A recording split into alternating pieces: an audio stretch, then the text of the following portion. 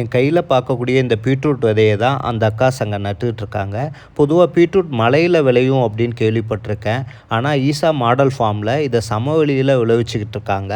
நீங்கள் பார்க்குற இந்த பாத்தியில் மட்டுமே வெண்டிக்காய், கத்திரிக்காய், தக்காளி, முள்ளங்கி, பப்பாளி, பீட்ரூட்டுண்டு 5-6 விதமான காய்கறிகளை ஒரே இடத்துல விளைவிச்சிக்கிட்டு இருக்காங்க.